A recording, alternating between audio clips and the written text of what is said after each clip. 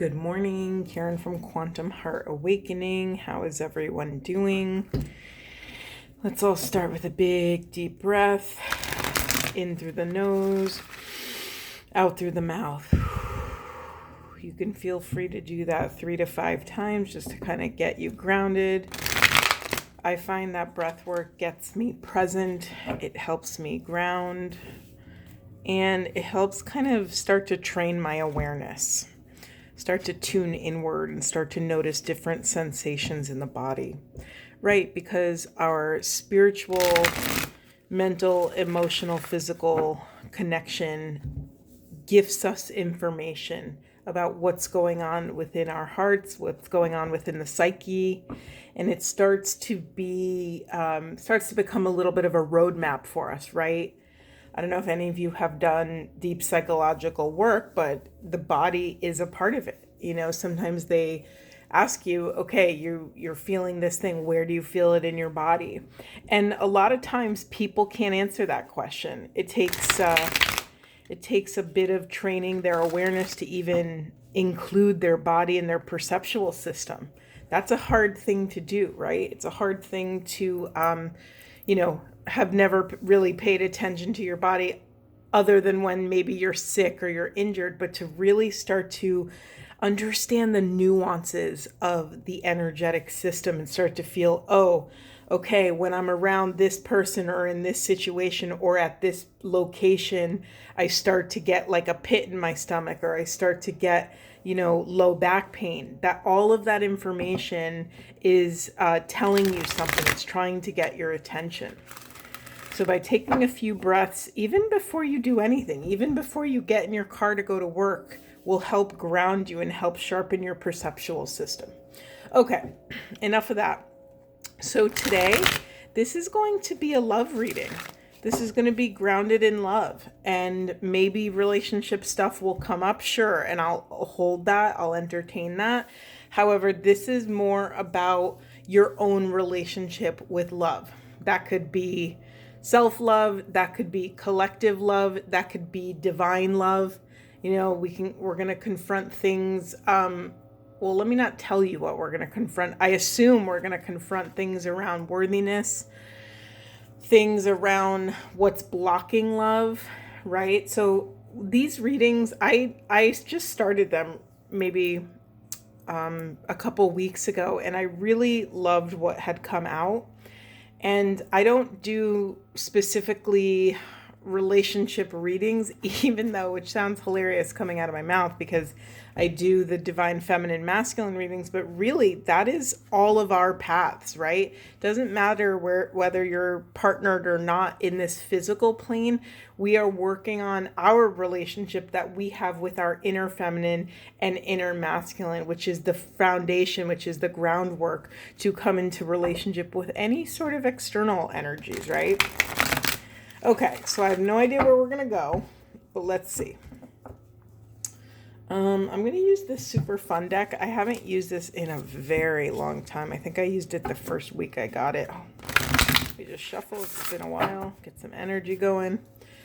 Okay, Spirit, this is a love reading. What do we need to know about our relationship to love, allowing ourselves to be loved, receiving love, giving love, any blocks to love? Okay, we have Evil Eye Protection. Interesting way to start. Okay, and then we have Yield, Patience. Let's keep going. Let's see what comes out. These cards are like my cartoon cards. They're just so random and funny. We have Crown, Personal Power in reverse. That kind of makes sense to me, but let's keep going before I open my mouth. And please forgive, I think they're doing yard work in the neighborhood, so I hope it's not coming up on camera, but if it is, I hope you can hear me. Okay, okay, I'm going to take all of them. Why not? We have mountains, we have obstacles, we have, what does this say? Power lines, energy. We just got finished talking about energy. And then we have butterfly, metamorphosis in reverse, and yin and yang. Let me put this over here. Okay. All right. So, beloveds, in order to in order for transformation to take place, we have to allow it. We actually have to consent to that experience. We have to give the quantum field our explicit consent in order to come into our lives and make changes, right? There's something here about confronting obstacles but not allowing the change to take place. What does that look like for you? Does this ring any bells? Does this resonate for you? I just noticed it's a 22 card in reverse as well, the Metamorphosis card. Okay. Really specific message coming out here. There's some of you who are in relationships who are holding on a little too tightly and not allowing the change to take place. Maybe this is a change for the better and a healthier way of relating with your partner. And maybe this change is the beginning building blocks of separation. So I'm curious what's moving through you. I'm curious. God, there's so many threads weaving in this narrative, and every single card is its own entire narrative. So let me just drop in a little bit deeper and see. Spirit, can you be specific, please? Where do you want me to go? I find it interesting that we have these two cards right here, power lines, which are the energy cards, and then crown, personal power. To me, those are very similar. And right, let's look at this yin yang balance card. Let's look at all these messages through the lens of assessing where our balance is, right? When I think of balance, I think of firm footing, strong foundation. Are we stable? Can we access both feminine and masculine skills as we step deeper into life, as we step into, I was going to say step deeper into confrontation, but sometimes that denotes a very specific, like negative, like when you think confrontation, I think people think an argument, a fight. I think it has that connotation, but really a confrontation is just that which needs to be confronted, right? It could be that which needs more communication, more clarity, more. It doesn't necessarily have to mean a negative thing, or I mean, it can mean an uproar in energy, right? Hold on, I need to take a sip of my coffee. My coffee is extra delicious this morning, so I just wanted to enjoy that. Okay, let's go back to this personal power. It feels like a really important thread right now. So, I don't even know where to begin. This reading is wild. What keeps staring me in the face is this evil eye in reverse, this protection, and this yield card, which is like kind of dead center in our reading. It's the patience card. I'm gonna admit this. This is a humbling moment. I don't have a message around the evil eye, the protection card. And I'm not going to force one. So maybe it'll come out later in the reading, but it just keeps staring me in the face. So let's see how we do. I'm also proud of whatever you're doing and whatever's difficult, whatever's showing up on your side of the street that is challenging, that is, maybe you're digging in your heels. Maybe you don't want change to happen. Maybe you're not ready for transformation. Maybe that's also not your choice, right? That's also uncomfortable. Sometimes spirit comes in, sometimes the universe comes in and makes the choice for us. I was talking about this, I think, in yesterday's reading, where I stayed at a job, like 6 years too long. And my own inner work would not allow me to take the leap that I needed to take. And so the universe did it for me. The universe kind of made the choice for me. And a situation came up where I had to leave, and I wanted to leave for my own beliefs, and it just worked out, right? But I needed that extra kind of shove from the universe in order to cross the finish line. So those moments can be really difficult. I honor that whatever's showing up for you, that there is a sense of patience.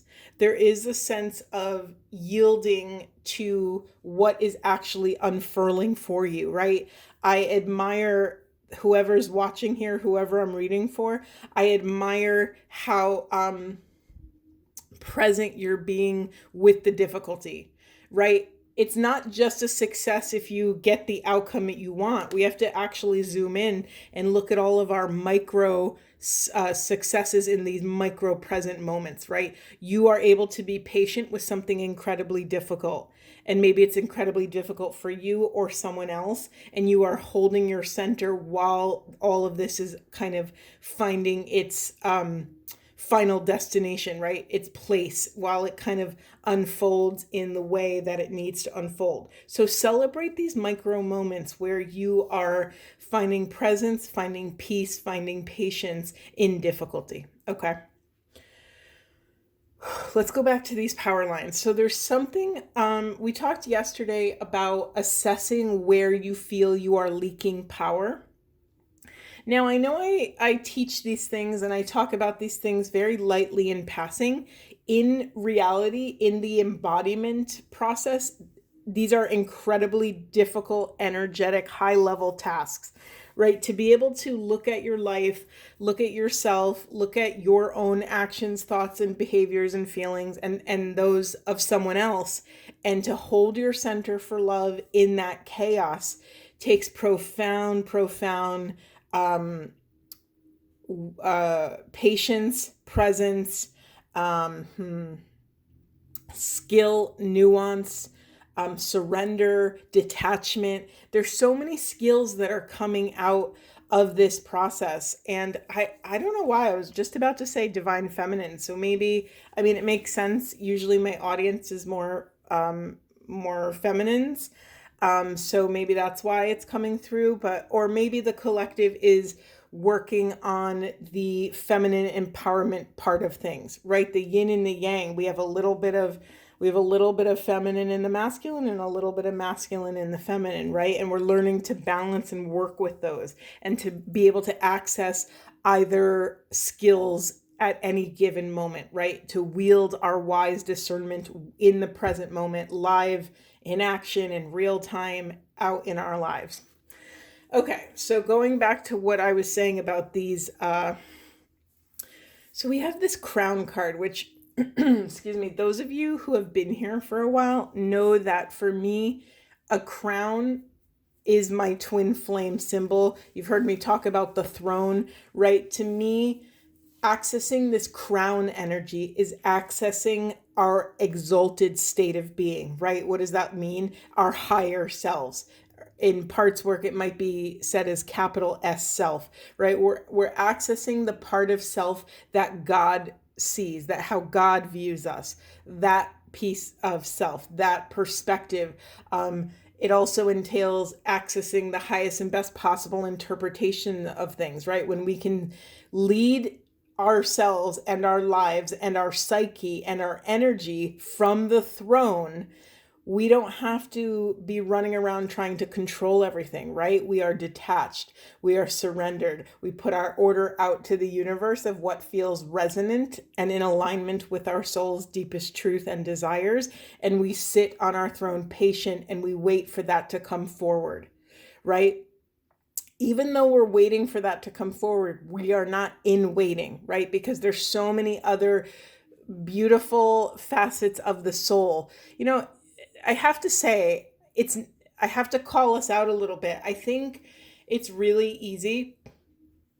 Sorry, my voice just kind of crapped out right there. I think it's really easy for us on the spiritual path to look at it as such a linear experience. Even though we know it's spiral, right? We know so many people have told us it's spiral time and time again, right? We continue to evolve and literally kind of, it's like the planets, like we have a revolution around the sun or a revolution around our core center. And every time we circle around, we are viewing the same situation from a new perspective, right? Maybe the situation hasn't changed, but we have changed. And that's a really big difference, right? I'm losing my train of thought. What was I going to say, Spirit? I don't remember. Anyway, moving on. So yeah, so going back to what does it actually take to start to become aware of where you're leaking power? What does that even mean? What does leaking power actually look like in the 3D real world? Okay, now this is some energy anatomy stuff. Anytime something is, okay, wait, I'm getting caught up because this is such a big, profound, massive topic. And I just caught my brain going into a very nuanced piece. So let me zoom out. Hold on a second. Let me zoom out.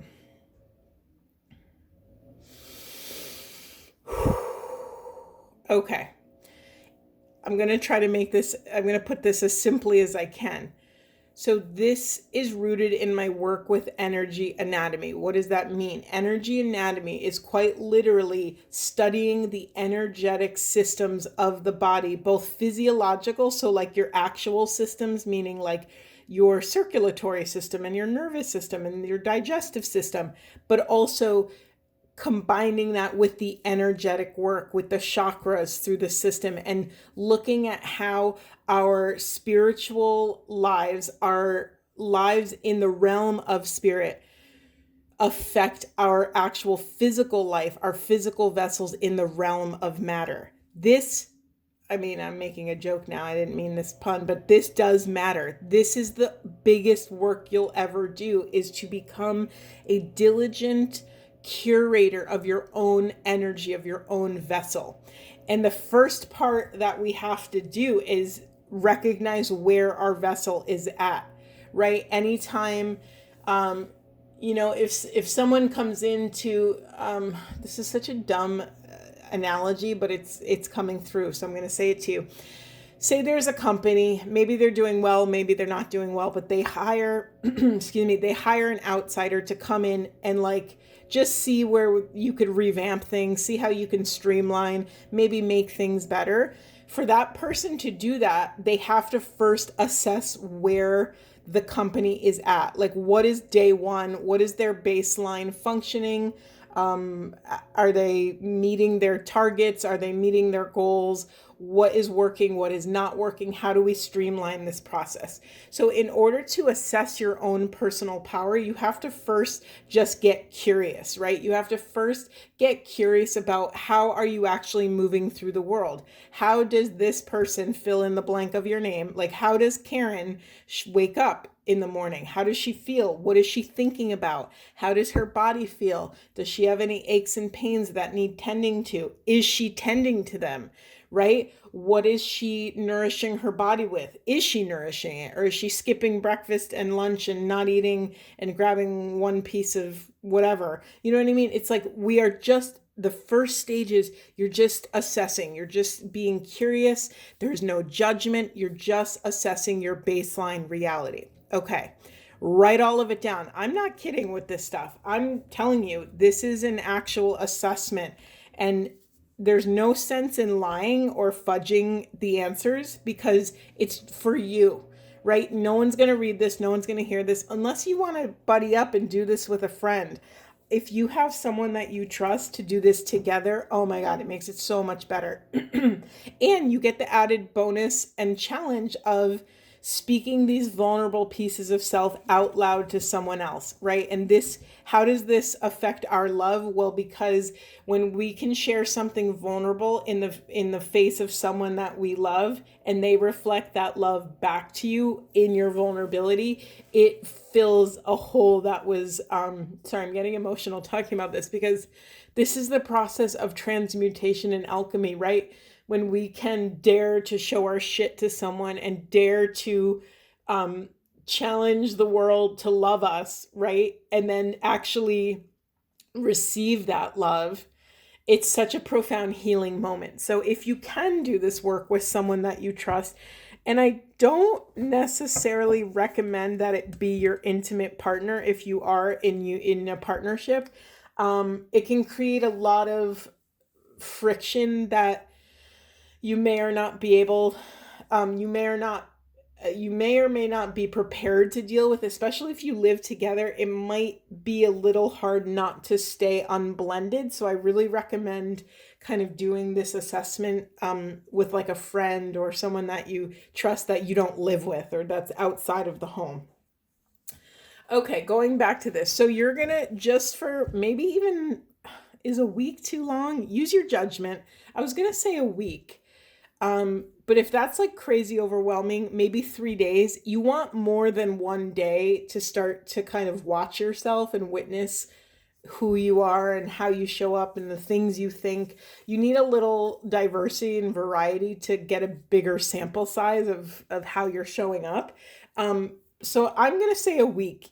Do whatever feels right for you, but I'm really going to say a week. And maybe you get a journal that's just for this purpose, or a notebook or a pad or whatever, and just start to write things down. Write things down of, okay, I noticed that when I'm at work and I'm talking to this person, I feel activated and contracted, period. And if you have more to say about that narrative, beautiful, write that down as well. But we're not even at that place. You're not even in the the psychological dismantling part of things. You're literally just witnessing. You're just writing down the data. You're just an excavator of data right now. So after a week of doing this, and mind you, this could look like, I noticed that I'm supposed to, how do I give you, I'm trying to think of a better example. Okay, anytime you catch yourself saying, I should do XYZ, write it down. Those are really important, because then later you can assess, okay, who's putting this like external pressure on me to do this? Do I feel like I should do this because it's a societal expectation or a family expectation? Or is it a genuine intuition? Like, for instance, I should go for a walk every morning. To me, that's intuition. That's the little seed that's telling me going for a walk every morning or doing yoga or whatever it is for my body, that is a healthy thing for my body. Now, when I don't do that and I'm not listening to divine intuition, that's my work, right? That's the hole in my self-esteem and willpower, and that's where I have to do the work first, right? So I'm just giving you that example to start seeing how this stuff works. So week 1 is just assessing, collecting all of this data on where you're crossing your boundaries. Anytime you feel disempowered, anytime you feel like you can't speak up, anytime you feel like you're saying yes when you want to say no, or when you're saying no when you really want to say yes, right? You're assessing your boundaries. You're assessing how you insert yourself, your truth, your voice, how you communicate. Are you even communicating when you want to communicate, or are you keeping, quiet? You're just collecting information. I'm telling you, 7 days. If you can do 7 days, that's absolutely incredible. So then, after that week, then you will start combing through the data of self, combing through and start to notice any sort of emotional reactions that may or may not come up. Take notes on what they are. And those notes from your emotional reactions, write them from a first person perspective. Like, write it like a journal or a diary. Just say, I'm feeling sad. I couldn't stick up to my boss because blah, blah, blah. I'm so frustrated. I'm pissed off, da, da, da. Whatever it is, just write that part. And I don't know how long this will take you. Maybe it's another week for you to comb through all of this, but you're looking at yourself as a divine witness. And then you're feeling into what's coming up for me in those moments, or what came up for me. You're kind of going back through and looking at self through this lens where you're now out of the situation and circumstance. So now you might have different data that might come out. And then the final piece is then, of course, there's a million steps between that second and third step. But the final piece, and the whole point of doing any of this, is basically you're discovering where your potholes are. right? You've heard me talk a lot about, especially on the twin flame path, there's stuff that's on your side of the street and there's stuff on their side of the street. And our work is on our side of the street, right? And so often, anytime we're relating, it's really easy to distract ourselves with what's going on their side of the street. Maybe they have a bunch of potholes and garbage and a bunch of debris, and you're over there trying to fix their side of the street, right? That's a lot. And a lot of us do that. So let's just have some grace as we start to think about these things, right? But our work in this moment is to call our spirit back from places it doesn't belong, from that other side of the street. And that other side of the street could be a person, place, or thing. It could be your job. It could be your religious community, your family. It could literally be anything. It's what is distracting you from bringing your presence and consciousness and intention to your side of the street. So this exercise is basically assessing your side of the street. Do you have a lot of garbage on your side of the street? Do you have broken down cars that haven't been towed yet? Do you have a bunch of potholes?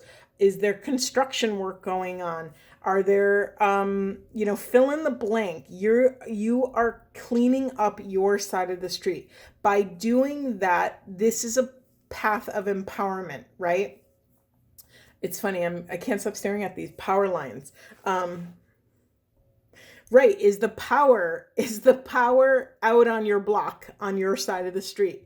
It literally, sometimes that happens. Sometimes we have experiences or pain or trauma in this life that quite literally blows out our circuits. It's like when someone overpowers the grid and all of the electricity goes out. That's exactly what it is energetically in the human body.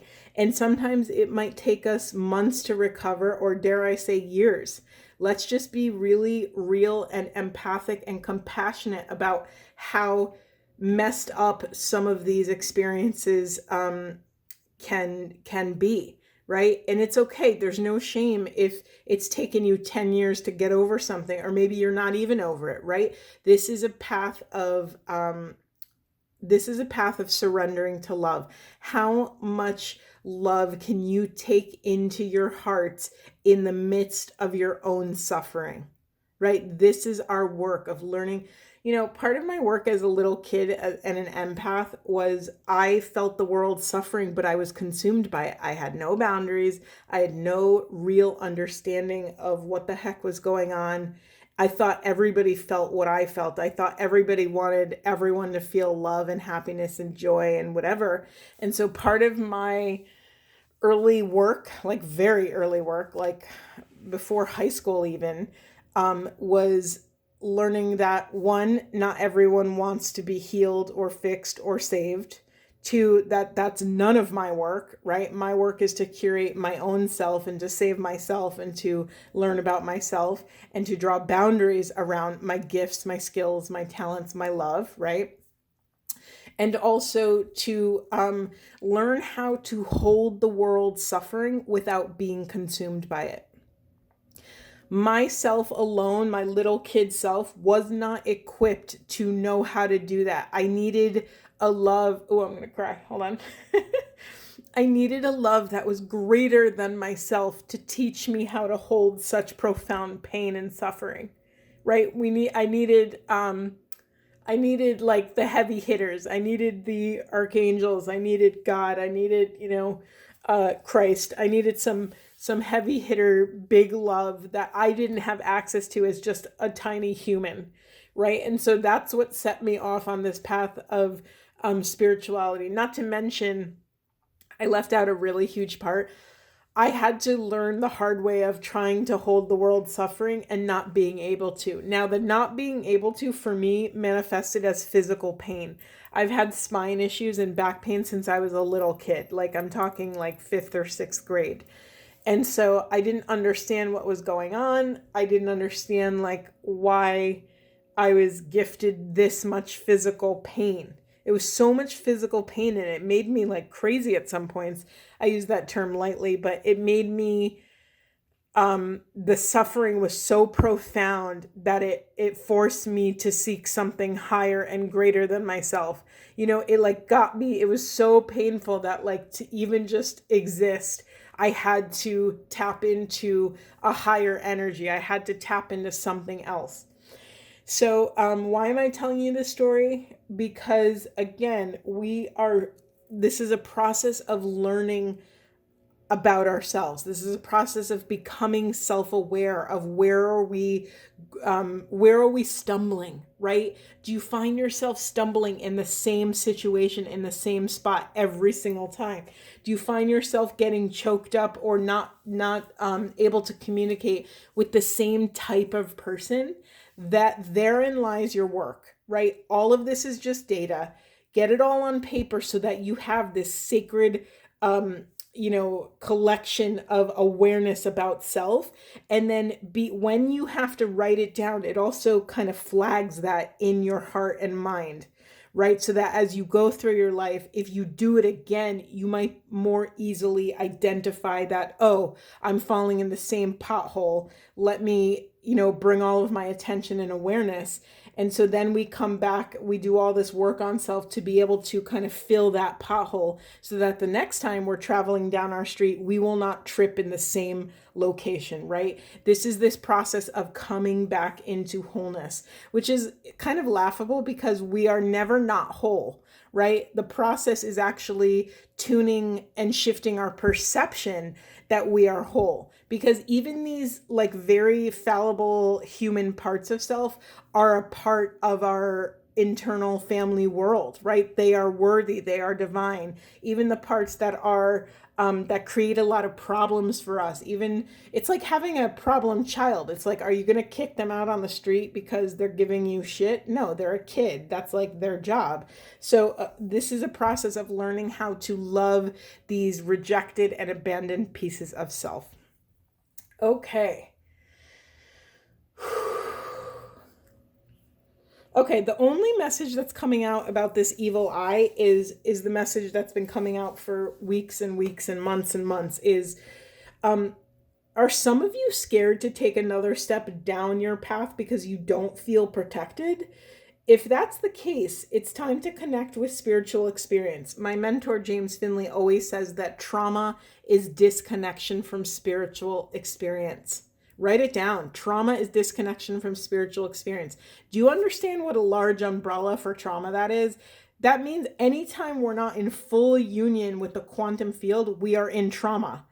That blew up my worldview. That changed my life when I heard that, because I'm like, oh crap, then I'm in trauma all the time, right? Because I'm not always in connection with spirit. I'm not always kind of in union in that way. So this might be an invitation, people, beloveds, that you need to connect with something higher. When's the last time you've connected with spiritual practice? When's the last time you've really grounded in that love? Dense reading. I'm going to leave it there. I hope this was supportive, and I will see you in the next one.